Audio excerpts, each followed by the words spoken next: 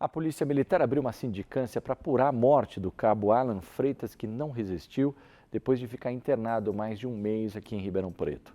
Ele teria se engasgado com comida durante a refeição em um treinamento da Força Tática, que, segundo a família, era bem rigoroso. O pai e a esposa de Alan falaram com a nossa equipe. Eles esperam uma resposta para o que de fato aconteceu com o policial. Na parede, fotos de momentos felizes do cabo Freitas com a esposa e familiares. Cenas diferentes da triste despedida do policial militar. Força Tática melhor do Brasil! Pai e esposa sofrem com a morte precoce de Alan Roberto de Freitas Silva, que tinha 35 anos. Me devolveram num caixão tudo que eu tinha. Ele era tudo que eu tinha. E agora eu não tenho mais nada a perder. Eu já perdi. Eu entreguei meu filho andando, falando, e o CPM entregou isso aqui. A certidão de óbito do meu filho. Cabo Freitas trabalhava em Franca, interior de São Paulo, na Companhia de Força Tática. Em outubro, foi participar de um treinamento na sede do Comando de Policiamento do Interior 3, em Ribeirão Preto, quando teria se engasgado durante o almoço. A família condena as práticas do treinamento. Ele é muito exaustivo, estava muito exaustivo, tá?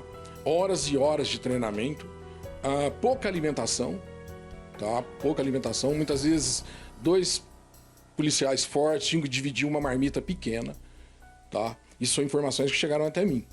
E no momento da comida, teve algumas vezes jogava comida no chão e eles tinham que comer no chão e jogavam gás lacrimogêneo. Isso foi o que chegou em mim, tá? Então, eu não posso falar é verdade, mas eu ouvi relatos. Então, eu estou te relatando o que eu ouvi. Alan sofreu um rompimento no esôfago. Foi levado para a unidade de emergência do Hospital das Clínicas de Ribeirão Preto, onde ficou mais de um mês internado em estado grave e passou por várias cirurgias. Engasgou na sexta, no sábado à noite ele precisou fazer a primeira cirurgia porque ele rompeu o esôfago. Então tudo que estava no estômago vazou, saiu. Então suco gástrico, resto de comida, lá já em decomposição, em estado ali de digestão, então espalhou. Então essa primeira cirurgia do sábado foi para salvar a vida dele. Tirou um pedaço do esôfago, tirou um pedaço do estômago que já estava em necrose. Depois, alguns dias depois, eles fizeram uma segunda cirurgia para olhar de novo, ver se não tinha nada. A terceira teve que abrir novamente por aqui para entrar ali no pulmão, em volta e limpar o pulso. Pai e esposa relatam os últimos momentos com o policial. Aí eu dei um beijinho assim, falei assim, amor, até daqui a pouco, eu tô te esperando. Ele, calma, daqui a pouco eu volto. Falei, tô te esperando. E ele não voltou. Ele olhou pra mim e disse, ô pai, não preocupa não, segunda-feira eu tô em casa. Mas era muito grave a situação dele, era muito grave. E eu não trouxe ele pra casa, eu trouxe ele num caixão. A morte do PM aconteceu em 21 de novembro. Na despedida, honras militares marcaram o sepultamento. Fenomenal.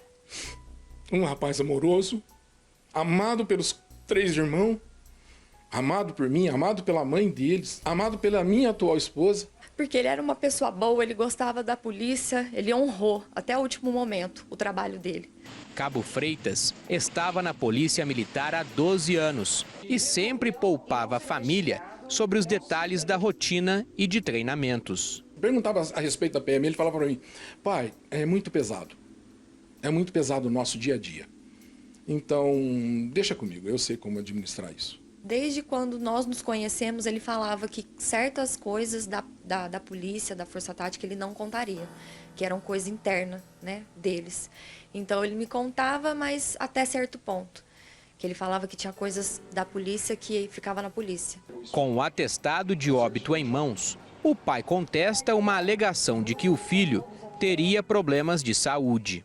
É um boletim de ocorrência da Polícia Civil, que alegaram que ele tinha uma doença anterior. É a pergunta que eu quero fazer.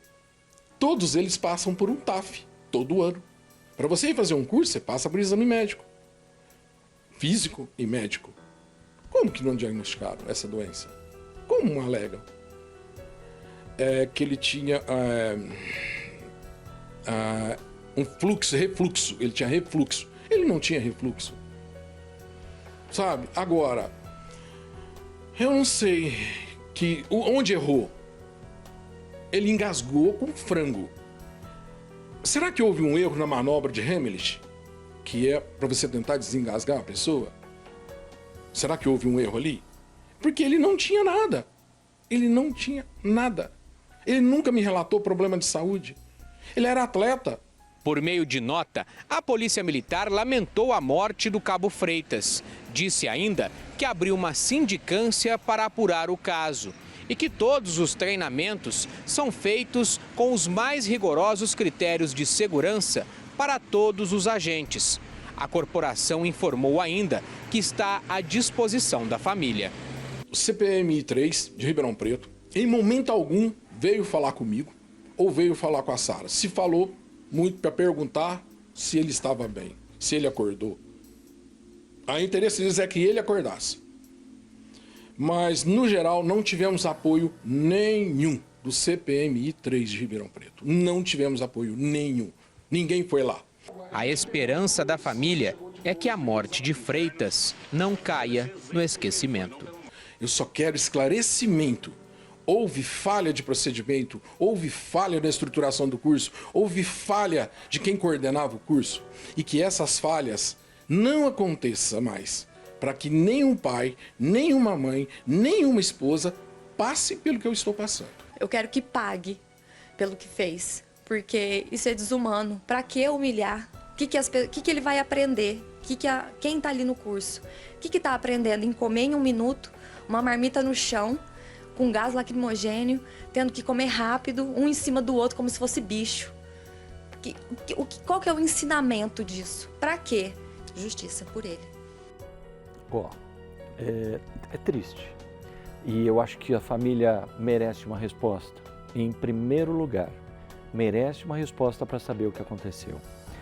Agora, eu digo uma coisa para vocês, assim, sabe? Uma vez eu conversei com um comandante, não vou só citar o nome, e de casos que a gente acompanha aqui no Cidade Alerta, né? E eu já visitei o pessoal da Força Tática, já visitei o pessoal do BAEP, já visitei o pessoal do Choque em São Paulo, que são batalhões específicos para distúrbio civil, coisas que acontecem quando a coisa está completamente descontrolada. E o treinamento desses caras não são fáceis. E aí eu fiz a pergunta para o comandante uma vez. Eu falei, comandante, mas poxa vida, de repente uma situação assim, óbvio, né? O que eu posso falar para vocês aqui, diante do que ele me disse Pagliani, eu preciso treinar bons policiais. O policial, ele precisa ser levado quase ao seu limite para ele conseguir controlar suas emoções. Porque é no momento em que tudo está descontrolado, quem tem que resolver é o policial. E se ele não se condiciona diante de uma situação de conflito, se ele perde a cabeça, ou se ele não consegue parar e raciocinar, ele não consegue resolver o problema, ele perde a função de polícia. Eu estou tentando descrever para vocês, né, um pouco mais didático o que esse comandante me disse. E aí eu parei para pensar. Então, às vezes, o que ela relatou, comida ali e tal, gás e tal, não é propriamente a comida e tal, mas é talvez fazer com que aquele policial, naquele momento de distúrbio, ele consiga controlar suas emoções. Porque a atitude dele lá vai depender de salvar uma outra pessoa, entende? Com relação ao que foi feito sobre os cursos, ou como é que é, aí, meu amigo, aí a coisa técnica com a polícia, e eu acho que essa sindicância, conforme eu disse no começo, tem que trazer resposta para a família. É muito ruim isso. É um policial, pelo que nós vimos, exemplar, todo mundo gostava, e que de repente teve uma morte que ninguém sabe explicar o que aconteceu, né? Triste, meus sentimentos aí.